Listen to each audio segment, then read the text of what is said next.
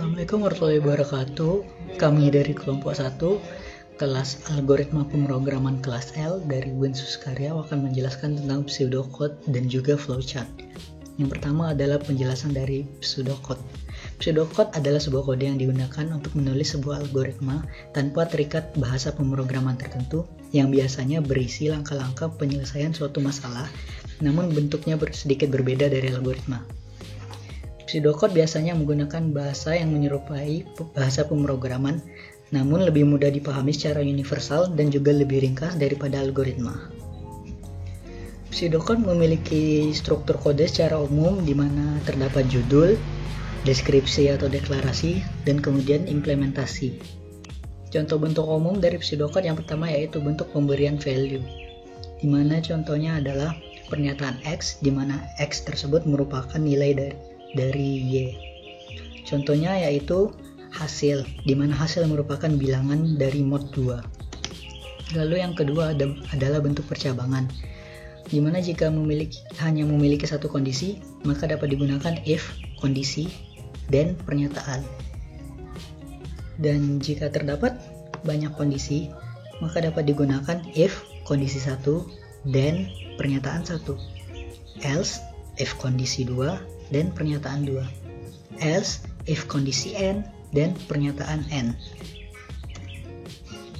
Lalu bentuk yang ketiga yaitu bentuk perulangan, yaitu di mana kita menggunakan struktur for, persyaratan, do, pernyataan.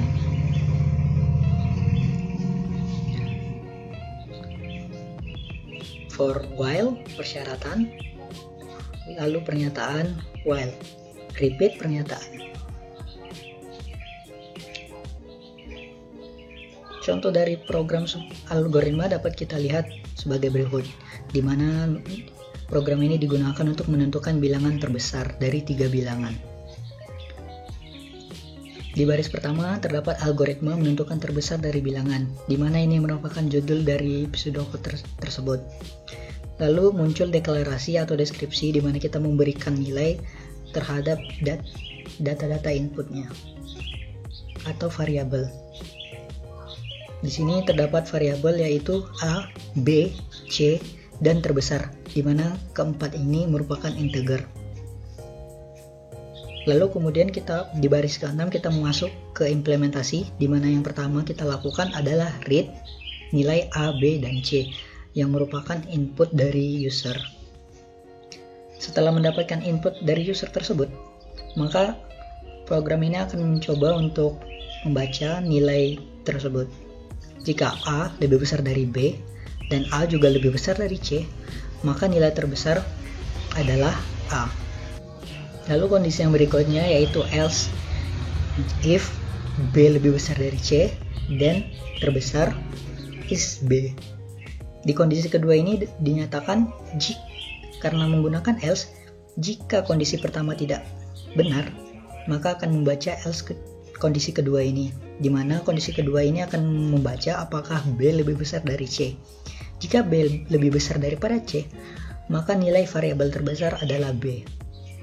Dan kondisi terakhir yaitu di mana jika A tidak lebih besar dari B dan C, ataupun B tidak lebih besar dari C, maka variabel terbesar adalah nilai C. Lalu kemudian kita write variabel terbesar, di mana akan memunculkan output variabel terbesar tersebut. Selanjutnya adalah penjelasan dari flowchart. Selanjutnya kami menjelaskan tentang flowchart, di mana flowchart adalah skema bagan atau chart yang menunjukkan aliran flow di dalam suatu program secara logika. Flowchart merupakan alat yang digunakan untuk menggambarkan algoritma dalam bentuk notasi-notasi tertentu. Berikut ini merupakan pedoman dalam membuat suatu flowchart. Yang pertama, flowchart sebaiknya digambar dari atas ke bawah dan mulai dari bagian kiri dari suatu halaman. Yang kedua yaitu kegiatan di dalam flowchart harus ditunjukkan dengan jelas. Selanjutnya, harus ditunjukkan dari mana kegiatan akan dimulai dan di mana akan berakhirnya. Yang selanjutnya, masing-masing kegiatan di dalam diagram alir sebaiknya digunakan satu kata yang mewakili suatu pekerjaan. Dan yang terakhir itu masing-masing kegiatan dalam flowchart harus disusun secara beruntun. Berikut ini adalah beberapa simbol-simbol dalam flowchart. Yang pertama, terminator, yang bentuknya seperti oval, yang digunakan untuk menunjukkan awal dan akhir suatu algoritma. Yang kedua yaitu data, yang bentuk simbolnya seperti jajar genjang, digunakan untuk mewakili data input atau output dalam menyatakan operasi pemasukan data dan pencetakan hasil. Yang ketiga yaitu proses, bentuknya seperti persegi panjang, digunakan untuk mewakili suatu proses. Dan yang keempat yaitu decision, digunakan untuk suatu pemilihan atau penyeleksian kondisi dalam suatu program. Yang kelima yaitu preparation, yang bentuknya persegi 6, digunakan untuk memberi nilai awal dan nilai akhir. Yang keenam, predefined process, yang bentuknya seperti ini, digunakan untuk menunjukkan suatu operasi yang rinciannya ditujukan di tempat lain dalam atau prosedur, subprosedur, dan fungsi. Yang ketujuh, konektor, yang berbentuk bulat, digunakan untuk menunjukkan sambungan dari flowchart yang terputus di halaman yang sama atau halaman berikutnya. Dan yang terakhir yaitu arrow, bentuknya seperti anak panah, digunakan untuk menunjukkan arus data atau aliran data dari proses satu ke proses lainnya. Untuk lebih jelasnya, mari kita membuat sebuah flowchart. Kita bisa membuat sebuah flowchart dengan menggunakan aplikasi bernama Raptor. Di sini saya akan membuat sebuah program sederhana yaitu menghitung luas persegi panjang. Di sini sudah ada start dan end. Kita tambahkan di sini dua input karena nanti ada input nilai panjang dan nilai lebarnya. Terus di bawahnya kita tambahkan assignment untuk nanti penugasan pada rumusnya, dan di bawah assignment kita tambahkan output.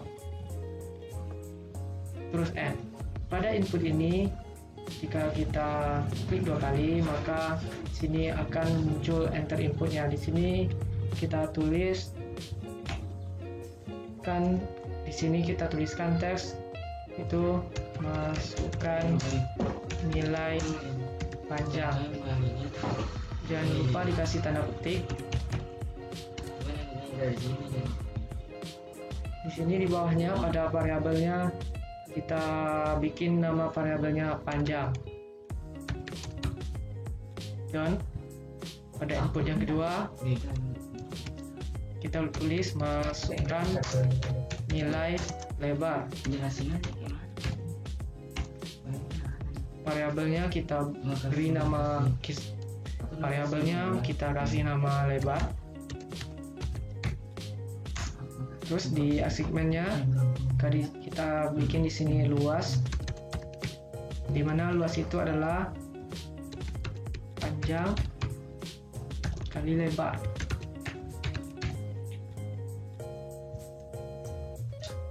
Dan untuk outputnya kita bikin di sini luas persegi panjang sama dengan